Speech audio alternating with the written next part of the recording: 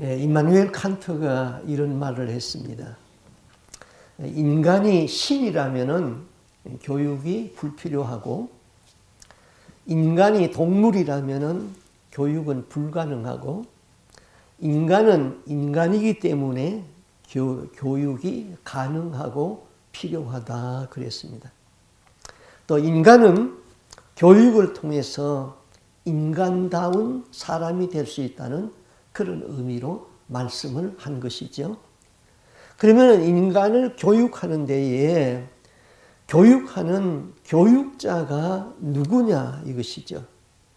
누가 교육을 하느냐에 따라서 교육의 결과가 달라지고, 어떤 방법으로 교육을 시키느냐에 따라서 교육의 성과가 달라질 수도 있다는 것이죠.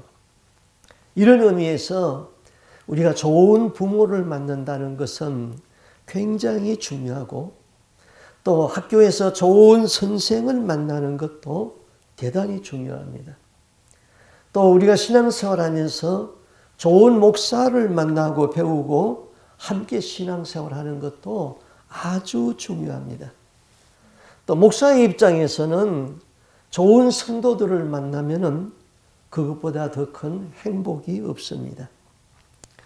그 이유는 배우는 대로 행하는 것이 성도들의 임무고, 또 그걸 교육자는 가르쳐야 되죠.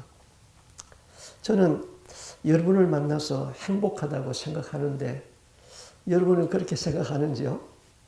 잘 모르겠어요.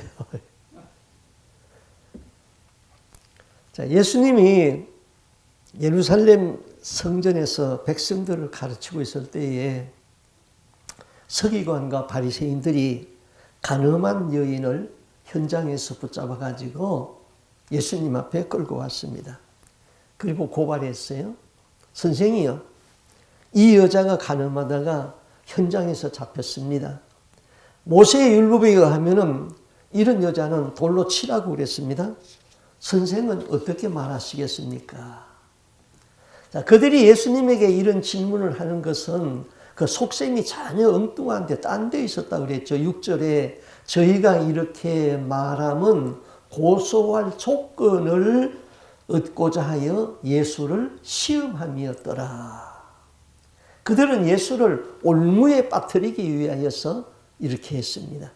만약 예수님이 간음한 여자를 용서하라 그러면은 당시 모세의 율법은 너무나도 절대적이었기 때문에 이 사람은 모세의 율법을 폐기하는 자다 그렇게 말할 것이고, 이 사람을 돌로 치라 그러면은 당시 로마의 법에 저촉이 됩니다. 로마는 유대 나라에서 자기 자치권을 허용했으나 사형권만은 로마의 허락을 받도록 했죠. 예수님이 돌로 치라 그랬으면 당장 로마에다 대고 고발을 할 것입니다. 자, 모세의 법은 사람을 구원하기 위하여서 주신 것인데, 이 사람들은 모세의 법을 이용해 가지고 사람을 지금 죽이려고 하고 사람을 올무에 빠뜨리려고 했습니다. 예수님께서 아주 진퇴양난에 그냥 함정에 빠진 그런 형국이죠. 교회마다 교회법이 다 있습니다. 악한 사람들은 그 교회법을 가지고 의로운 길로 가는 것이 아니라 의로운 사람들을 잡으려고 그러죠. 악한 사람들은 지금 모세의 법을 이용해 가지고는 의로운 사람을 지금 예수를 올무에 넣으려고 그러는 것입니다. 그러면서 저들의 손에는 돌멩이를 지금 들고 있습니다. 예수님은 그들 보기가 좀 민망스러웠죠. 그래서 예수님은 땅에다가 몸을 굽혀서 손가락으로 무엇인가 글을 썼어요. 자, 우리 사람의 감정이 막 일어날 적에 속으로 10가지만이라도 셀 수만 있다면 어느 정도 진정이 됩니다. 내가 이 감정을 억눌러야지 하고는 침을 한번 삼키는 여유만 있더라도 지혜가 생기는 것이죠. 자, 예수님이 땅에다가 글을 쓰니까 사람들이 조용해졌어요. 그리고는 일어나서 말합니다. 너희 중에 죄 없는 자가 먼저 돌로 쳐라. 원문에는 죄 없는 자가 아니라 죄에 대한 욕망이 없는 자, 그렇게 되어 있습니다. 이 여자는 간음을 행동으로 옮겼지만은 너희들 마음속에는 죄의 욕망이 없느냐? 예수님은 지금 그것을 묻고 있는 것이죠. 그리고는 예수님은 다시 땅에다가 무엇인가 글을 썼어요. 그러자 이해할 수 없는 광경이 벌어졌죠. 이 여자를 돌로 쳐 죽이겠다는 기세등등했던 그 바리새인들과 서기관들, 그리고 예수를 못마땅하게 생각하던 당시 기득권의 세력들이 어른들부터 젊은 청년들까지 하나씩 돌을 슬그머니 땅에다 놓더니 그냥 사라져버렸다. 어떻게 해서 이런 일이 가능했을까? 저는 이 성경을 묵상하면서 예수님이 도대체 땅에다가 무슨 글을 썼을까? 한번 생각을 해요. 교도소 사역을 하는 박효진 장로님의 간증에 이런 간증이 있어요. 불교 신자가 있었대요. 근데 이 불교 신자는 겨울에도 얼음을 깨고 강물에 들어가가지고 몸을 담그고 걷기 훈련을 하면서 불교를 열심히 섬겼어요. 근데 이 사람이 그 박효진 장로의 전도를 받아서 같이 교회에 출석하게 되었습니다. 근데 불교인들이 예수를 믿으면은 아주 열성으로 되게 예수를 믿어요. 그래서 예수를 믿으면서도 아주 그냥 불교를 섬기던 그 열성으로 새벽 기도에서부터 그냥 열심히 기도하고 막 그렇게 예수를 믿었어요. 그러니까 하나님이 그에게 특별한 은사를 주었는데 투시의 은사를 주었어요. 쉽게 말하면은 그 지식의 은사라도 그러는데 이 사람 보면은 다른 사람 속에 있는 죄가 다 보이는 거예요. 자, 그러니까 직장에서 사람들이 이 사람을 만나기를 두려워해요. 그 사람만 나타나면은 그냥 설설설설 자리를 피하는 거예요. 죄 없는 사람이 없으니까 다 죄가 있는 것이죠. 그런데 이 사람은 직장에서 이제 평직원이고, 불교신자는 평직원이고, 이제 박효진 장로는 계장이고, 또 그 위에 또 과장이 있습니다. 근데 그 과장은 예수를 믿는 사람인데 무교회주의자예요. 하나님을 믿는데 교회를 안 나가는 사람이죠. 그래서 교회 다니는 사람을 보면은 교묘하게 말을 해가지고는 교회를 못 나가게 하는 그런 사람이 이제 과장이었습니다. 근데 어느 날 이 불교 신자였던 이 사람하고 계장하고 또 과장하고 뭐 같이 다방에서 커피를 마시는 시간이 있었어요. 그 커피를 마시다가 이 투시의 은사를 받은 이 사람이 과장의 얼굴을 많이 쳐다봅니다. 그러니까 과장이 민망해가지고는 야, 이 사람아, 왜 남의 얼굴을 그렇게 많이 민망스럽게 쳐다보노? 그러더니 손가락을 하면서 말라기 2장 얼굴에다가 똥을 쳐바르리라 이러는 거예요. 그러니까 과장이 오면 그 자리에서 무릎을 팍 꿇더니 막 꼬꾸라져 가지고는 막 회개가 터져 버렸어요. 자, 그런 일이 있고 난 다음에 이제 과장은 자기 길로 가고 계장하고 이 불교 신자였던 이 사람하고 길을 갑니다. 가면서 이 사람이 계장한테 물었어요. 계장님, 말라기 2장이 성경에 어디 있어요? 아니, 네가 말했잖아. 계장님, 과장 얼굴을 내가 가만히 보니까 얼굴에 글씨가 쓰여 있는데 말라기 2장 그렇게 쓰여집디나? 그래서 나는 그냥 그거 읽었어요. 그러더니 손이 나타나서 얼굴에다 대고 똥을 막 칠하는 거예요. 그래서 똥을 칠합디다. 그러고 내가 그렇게 말한 것 뿐이죠. 예, 계장이 말라기 2장을 찾아가지고는 읽어주었어요. 말라기 2장 1절에서 3절 말씀인데 제가 읽어드릴게요. 너희 제사장들아, 이제 너희에게 이같이 명하노라. 만군의 여호와가 이르노라. 너희가 만일 듣지 아니하며 마음에 두지 아니하여 내 이름을 영화롭게 하지 아니하면은 내가 너희에게 저주를 내려 너희의 복을 저주하리라. 보라, 내가 너희의 종자를 견착할 것이요 똥, 곧 너희 절기 희생의 똥을 너희 얼굴에 바를 것이라. 너희가 그것과 함께 지하여 버림을 당하리라. 이것은 당시 그 말라기가 제사장들의 타락을 지금 지적한 것이에요. 자, 예수님이 땅에다가 지금 글을 썼는데 무슨 글을 썼을까? 여러분 한번 상상을 해보세요.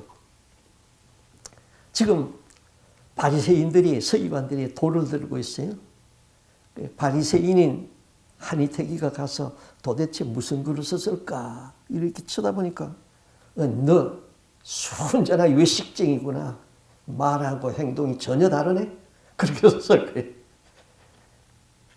또 다른 사람이 와서 이렇게 쳐다보니까 과부의 재산을 탈취한 놈이구나. 또 다른 사람이 그러는 다 죄를, 자기 죄를 예수님이 다 알잖아요. 그러니까 돌을 설거분해 놓고는 다 도망가 버렸다. 자, 여러분, 다른 사람을 정죄하는 자리에는 있지 마시기 바랍니다. 여러분이 가서 그 자리를 넘겨봤으면 예수님이 여러분 속에 있는 죄를 다 들춰냈을 거예요. 서기관들과 바리새인들이 가늠 중에 잡힌 이 여자를 끌고 와서 가운데 세우고 선생이여, 이 여자가 가늠하다가 현장에서 잡혔나이다. 모세는 율법에 이런 여자를 돌로 치라고 명했습니다. 좀 죽이겠다고 돌을 설고 있는 이 서기관과 바리새인들 가운데 죄를 범한 여인이 지금 서 있습니다. 여인을 둘러싸고 있는 것은 죽음과 위험의 공포뿐이지요. 자, 세상에서 태어날 적에 몸을 팔려고 태어나는 여자가 어디 있겠어요? 양갓집 교수라면 왜 몸을 팔겠어요? 학색을 갖춘 지성인이라면 무엇 때문에 창녀가 되었겠어요? 삶의 환경이 얼마나 절망적이었으면 하필이면 창녀가 되었겠습니까? 절망적인 삶을 살던 그 여인이 지금 이제 모든 것을 끝내야 하는 이 죽음 앞에 있습니다. 이 절박한 순간에 누가 그를 구원할 수 있습니까? 나를 낳아준 부모는 어디 있습니까? 형제 친척들은 어디 있습니까? 그녀를 돈으로 샀던 남자는 아무런 소용이 없어요. 도망가 버렸어요. 그녀를 창녀로 끌어들인 포주도 있었을 것입니다. 그들 중 아무도 이 여인을 구해내 줄 사람이 없었습니다. 우리는 모두 다 율법의 정죄에서 죽을 죄인이죠. 우리 모두는 율법의 정죄 앞에서 죽음 앞에 있는 이 여자와 같습니다. 내가 누구에게 너는 죄인이다 하고 정죄할 수 있겠어요? 우리 모두 다 죽음의 심판대 앞에 있는 것이죠. 여러분이나 내나 얼마 있으면 죽음 앞에 설 것입니다. 지옥이냐 천국이냐 하는 갈림길에 서게 되죠. 시커먼 마귀는 포송줄을 가지고 와가지고 나를 따라가자고 지금 올 것입니다. 누가 여러분을 천국으로 인도할 수 있어요? 부모도 형제도 목사도 아무도 도움이 안 돼요. 오직 예수뿐입니다. 그 여인에게 순간 죽음의 그림자가 부서지게 되었지요. 어려서부터 젊은이 돌을 들고 섰던 그 무리들은 슬그머니 돌을 내려놓고 도망질했습니다. 그리고 오직 예수와 그 가운데 섰던 여자만 남았더라. 구원자 예수만 있으면 돼요. 죽음 앞에서도 예수만 옆에 있으면 돼요. 돈 필요 없어요. 부모도 도움이 안 됩니다. 목사도 도움이 안 됩니다. 오직 예수만 옆에 있으면 됩니다. 예수가 내 안에 들어와 있으면 천국으로 갈 수 있어요. 예수를 내 안에 영접하지 못하면 심판의 돌을 들고 서 있는 귀신들이 잡아갈 거예요. 사도행전에 보면은 바울이 제수의 몸으로 배를 타고 지금 로마로 향하고 있었습니다. 바다에서 광풍을 만났다 그랬어요. 광풍은 메가톤급으로 밀려오는 지금 태풍입니다. 배가 태풍에 흔들리는데 금세 배가 뒤집어질 것 같고 물에 잠긴 것 같습니다. 배 안에 사람들이 두려워했다고 그랬어요. 배가 바람에 밀려가는 대로 쫓겨갔습니다. 방향 없이 밀려가다가 바다 밑에 있는 바위나 모래 언덕에 걸리면 배가 그냥 뒤집어져 버립니다. 두려워했습니다. 이제는 사공들이 배를 가볍게 하기 위하여서 배 안에 있던 값비싼 상품들을 바다에다가 던집니다. 배의 기구들도 그들의 손으로 내려버렸습니다. 오랫동안 여러 날 동안 별도 보이지 아니하고 해도 보이지 않습니다. 구원의 여망이 없어졌습니다. 여러 사람이 오랫동안 먹지도 못했습니다. 그 배 안에는 276명이 타고 있었다고 그랬습니다. 선원들은 배의 기구들까지도 바다에 다 던졌습니다. 포기했습니다. 돛대도 필요 없고 삿대도 필요 없습니다. 전쟁터에서 실탄이 떨어지면은 총도 대포도 다 버리는 것이지요. 그건 메고 다니다가는 고생만 하는 것이지요. 무역을 위하여서 값비싼 상품도 그 안에 있는 금괴도 다 버렸어요. 그래도 구원의 감흥이 없어요. 그들은 뱃멀미를 하면서 먹지 못했습니다. 먹은 것까지 다 토해냈어요. 지금 생각되어지는 것은 이제는 죽었구나. 이 생각밖에 없습니다. 생명을 포기하고 구원의 여망이 전혀 없었어요. 이때에 바울이 그 가운데 서서 일어서서 이렇게 말하는 거예요. 사도행전 27장 22절 이하에 보면 내가 너희를 고나노니 이제는 안심하라. 너희 중에 아무도 생명에는 손상이 없겠고 오직 배만 깨질 뿐이다. 내가 섬기는 하나님의 사자가 어젯밤에 내 곁에 서서 말하였다. 바울아 두려워하지 말라. 네가 로마의 황제 가이사 앞에 서야 하겠고 또 하나님께서 너와 함께 행하는 자를 다 너에게 주었다고 하였으니 그러므로 여러분이 안심하라. 나는 나에게 말씀하신 그대로 되리라고 하나님을 믿노라. 죽음 앞에서 해도 담대할 수 있었던 것은 누가 옆에 있었기 때문이죠. 하나님의 말씀이 있었기 때문입니다. 하나님의 사자가 있었기 때문이죠. 하나님의 계시가 있었기 때문이죠. 예수님이 그와 함께 계셨기 때문입니다. 예수님만 옆에 있으면 됩니다. 지옥을 체험하는 사람들이 있어요. 끔찍한 지옥을 체험하는데 너무나도 두렵고 무서워서 한 발자국도 움직이지 못합니다. 그런데 옆에 주님이 계시면 든든해집니다. 삶에서 여러분 주님을 얼마나 찾고 있습니까? 저는 늘 운동을 하면서도 길을 가면서도 운전을 하면서도 예수님 불러요. 주님 지금 제 곁에 계시지요? 주님 힘드네요. 도와주세요. 주님 떠나면 저는 아무것도 못해요. 주님 어디 계세요? 지금 내 옆에 계세요? 나는 이런 독백을 하면서 운전하면서 운동하면서 그렇게 해요. 예수님만 옆에 있으면 됩니다. 예수님은 그 여자에게 긍휼로 말했습니다. 여자여, 너를 고소하던 그들이 어디 있느냐? 너를 정죄한 자가 없느냐? 주여 없습니다. 나도 너를 정죄하지 않겠다. 가서 다시는 죄를 범치 말라. 예수님은 그 여인에게 이렇게 물었어요. 너를 정죄한 자가 없느냐? 네 이름이 뭐냐? 네가 네 집 딸이냐? 너는 계명을 몰랐느냐? 만약에 예수님이 이런 질문을 하였다면 이 여자는 더 고통스러운 침묵 가운데 있었을 거예요. 그러나 주님은 인자한 음성으로 물으셨습니다. 여자여, 너를 정죄한 자가 없느냐? 주여, 없습니다. 나도 너를 정죄하지 아니하노니 가서 다시는 죄를 범하지 말라. 오직 한 분 돌로 칠 자격이 있는 그분이 나도 너를 정죄하지 않겠다고 했습니다. 그 말 속에는 내가 갈보리 십자가에서 흘리는 보혈이 너의 죄를 씻을 것이다. 그 의미가 포함되어 있는 것이죠.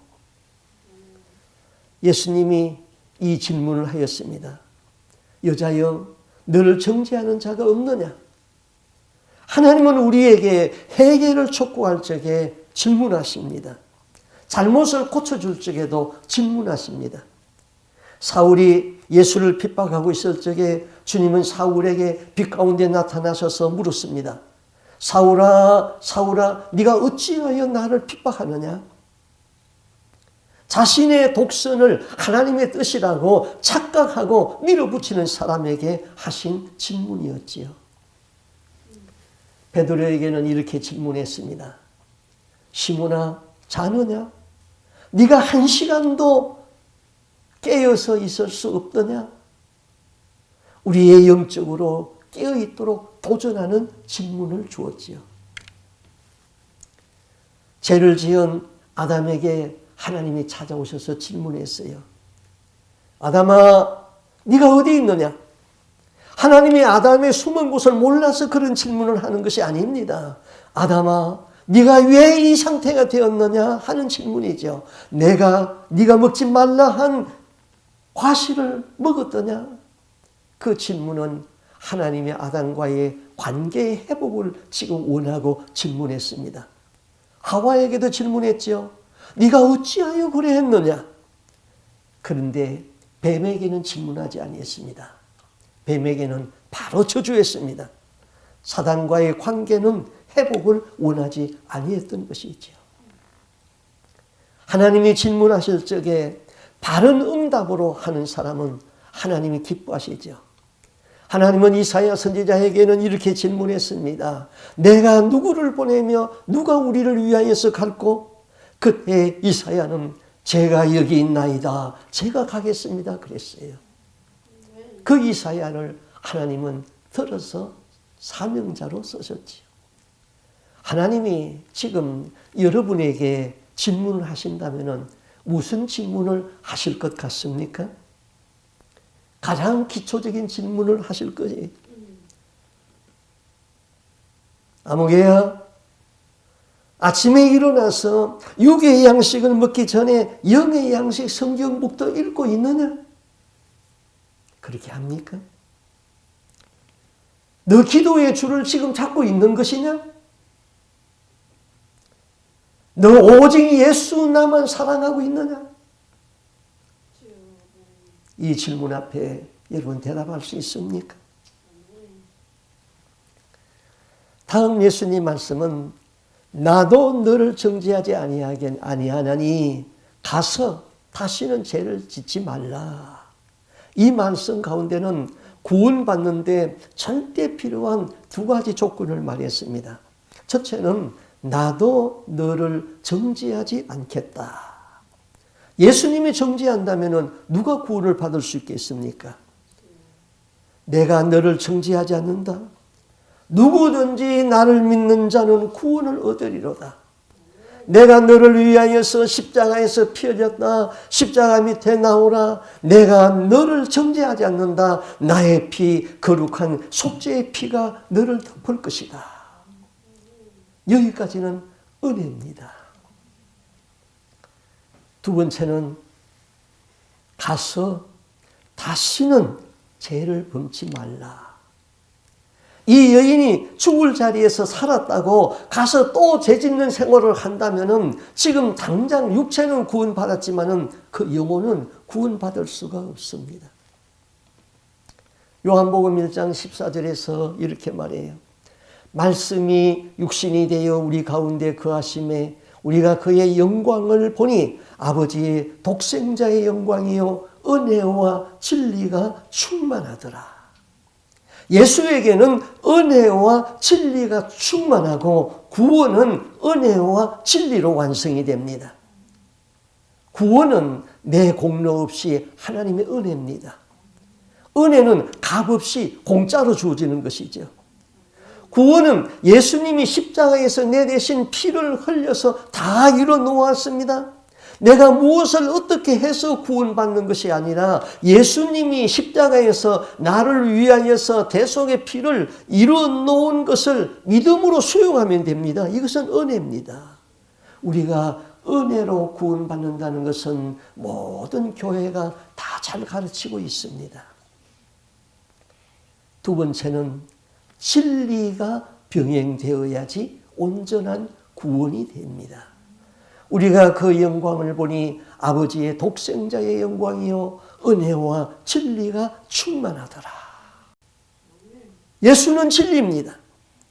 사도 요한은 말씀이 육신을 입고 오신 분이 예수라고 했습니다. 말씀이 육신이 되어 우리 가운데 거하심에 은혜와 진리가 충만하더라 그랬죠.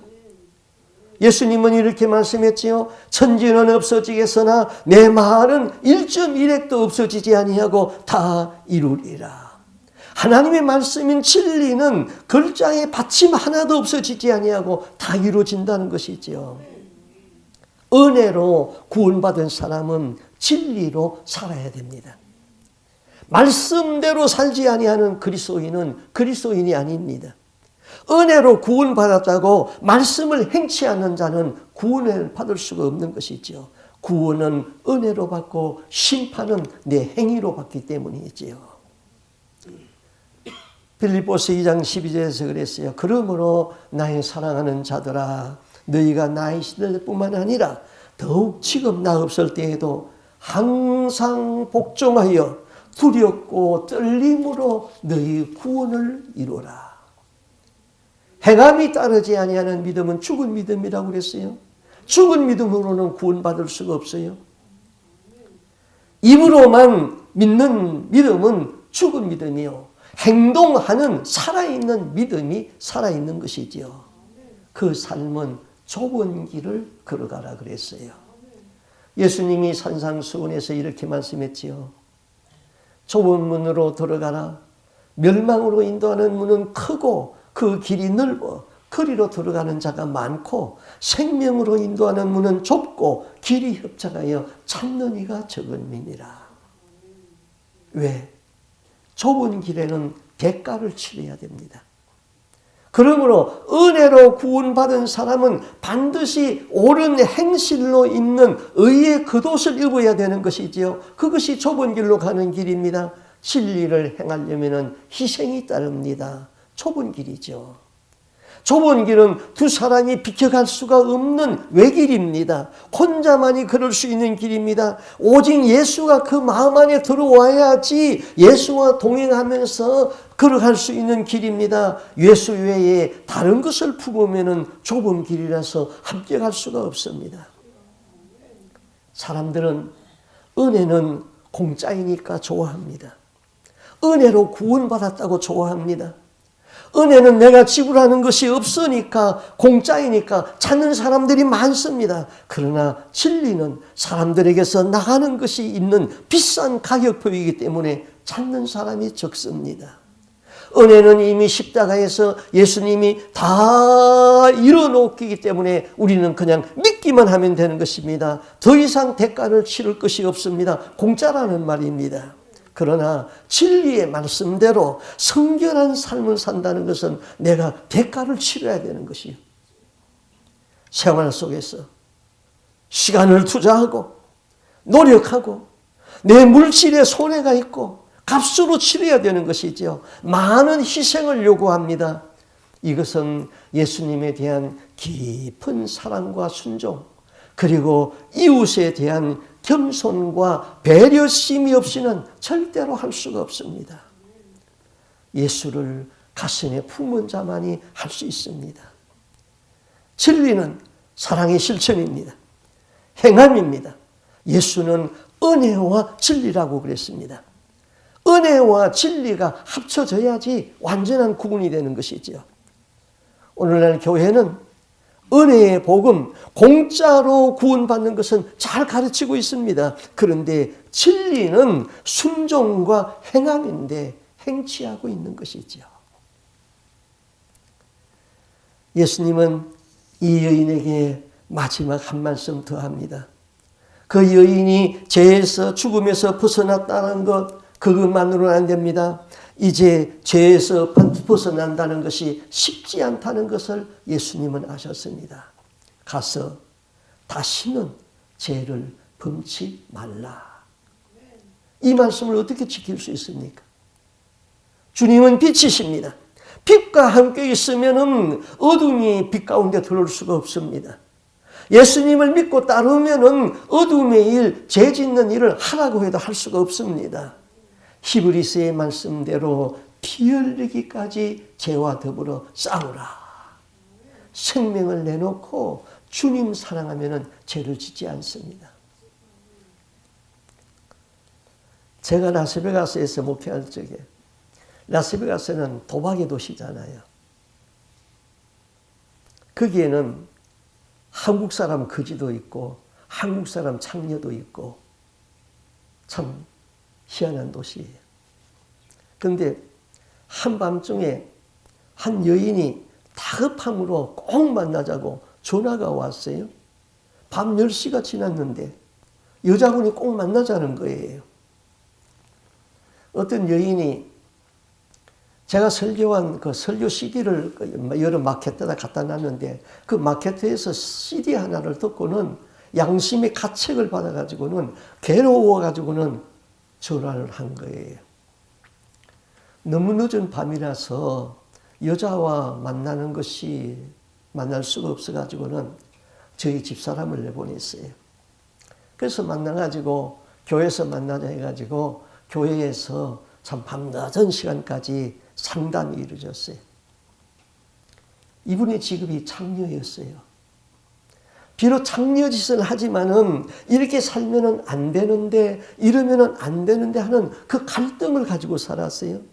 그분 이야기를 들어보면은 남자 방에 들어가는 것이 죽으러 가는 것보다 더 싫다고 그렇게 말했습니다.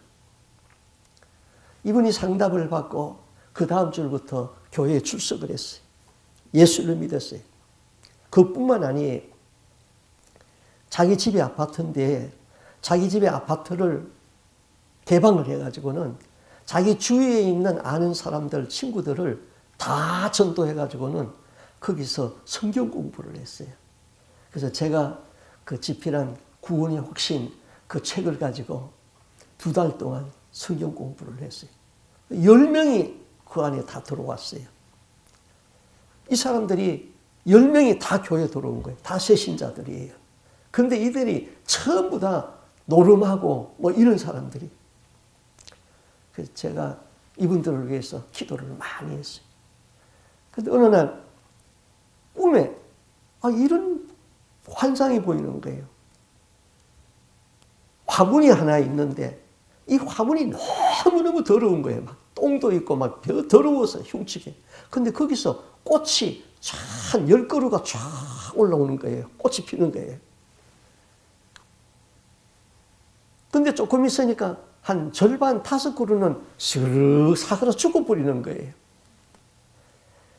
이 화분은 그들의 생활 터전이에요. 전부 도박하고 뭐 그런 사람들이에요. 근데 거기서 꽃이 폈다는 것은 지금 이제 신앙생활 제대로 한다는 거죠. 근데 또 절반이 싹 죽어버려요. 5사람은 이게 도로 세상으로 가겠구나. 그러더니 5사람은 열매를 맺고 5사람은 세상으로 다시 돌아가 버렸어요. 이 장녀분이 결심이 참 좋았어요. 그래서 교회 열심히 나왔어요. 그런데 돈 벌어놓은 생활비가 다 떨어졌어요. 아파트 렌트비, 전기세, 자동차 운영비, 뭐 이런 거 교회에서 뭐 한두 번 도와주었는데 도와주는 것도 한계가 왔어요. 사회에서 돈을 번다는 것이 얼마나 힘든다는 것을 알았어요. 시간당 뭐 얼마씩 주는데 그거 가지고 생활이 안 돼요. 그녀는 한 번, 두 번 교회를 결석하기 시작했습니다. 그러더니 교회를 안 나와요. 알고 왔더니 다시 그 장려촌으로 갔습니다. 그것이 돈을 벌 수 있는 가장 쉬운 방법이기 때문에 그 길을 택했어요. 가서 다시는 죄를 범치 말라. NIV 성경에서는 Go now and live your life of sin. 가서 이제 죄의 삶에서 떠나라 그랬어요. 삶의 환경을 극복할 수 없었던 그녀는 다시 어둠 속으로 돌아갔습니다. 찾아도 찾을 수가 없고 기다려도 돌아오지 아니했습니다. 나도 너를 정죄하지 아니오니 가서 다시는 죄를 범치 말라. 다시는 죄를 범치 말라. 이 여자가 용서받았다고 나가서 다시 죄를 짓는다면 구원받을 수 있습니까? 죄를 짓지 않기 위해서는 어떻게 해야 됩니까? 히브리서에 보면은 죄를 짓지 않기 위해서 피 흘리기까지 싸우라 그랬어요. 그러면은 하나님이 도울 것이다. 나는 세상의 빛이니 나를 따르는 자는 어두움에 다니지 아니하고 생명의 빛을 얻으리라. 말씀의 육신이 된 우리 가운데 거하심에 우리가 그 영광을 보니 아버지의 독생자의 영광이요 은혜와 진리가 충만하더라. 은혜로 구원받은 우리는 삶에서 진리 곧 말씀대로 살아야 됩니다. 구원은 은혜로 받고 심판은 내 행위로 받기 때문이지요. 날마다 말씀의 순종을 결단하고 좁은 길을 걷도록 결단하는 우리의 삶이 될 수 있기를 바랍니다. 아멘. 기도하겠습니다. 하나님 아버지, 우리는 율법의 정죄 아래에서 살아왔습니다. 죄가 왕노릇하고 있었습니다. 이제 우리 앞에 죽음이 있을 적에 지옥의 사자는 귀신은 포송줄을 가지고 와서 우리를 묶어서 가자고 할 것입니다. 주님, 주님이 내 곁에 계시옵소서. 내가 주님 안에 있기를 원합니다. 주님이 나를 지켜주시옵시고 주님이 사자를 보내주어서 우리를 붙들어 주시고 천국으로 인도하여 주시옵소서. 예수에게는 은혜와 진리가 충만하다고 했습니다. 하나님 아버지, 우리는 은혜로 구원을 받았습니다. 그러나 진리를 행하려니까 좁은 길을 가야 되고 내가 대가를 치러야 되고 내가 희생해야 되고 내가 시간을 투자해야 되고 내가 하나님의 손해를 봐야 되기 때문에 사람들은 이 길 가는 것을 두려워하고 많은 사람이 찾지 않는다고 했습니다. 우리로 하여금 예수를 깊이 묵상하게 하여 주옵소서. 십자가를 묵상하게 하여 주시옵소서. 이웃을 배려할 수 있는 믿음을 허락하여 주시옵소서. 그래서 우리가 삶에서 진리를 행하는 하나님의 백성들이 다 되게 하여 주옵소서. 빛 가운데 거하여서 어두움이 들어오지 못하도록 도와주시고 말씀을 지키고 피 흘리기까지 싸울 적에 우리 주님이 능력의 손으로 우리를 도와줄 줄 믿사오니 약하여지지 않게 하여 주시옵소서. 오늘도 여기 있는 우리 모든 성도들 은혜로 구원받았으니 감사해서 그치지 말고 진리를 행하는 하나님의 백성들이 다 되기를 소원하옵고 존귀하신 예수님 이름으로 기도하옵나이다. 아멘. 주님 다시 오실 때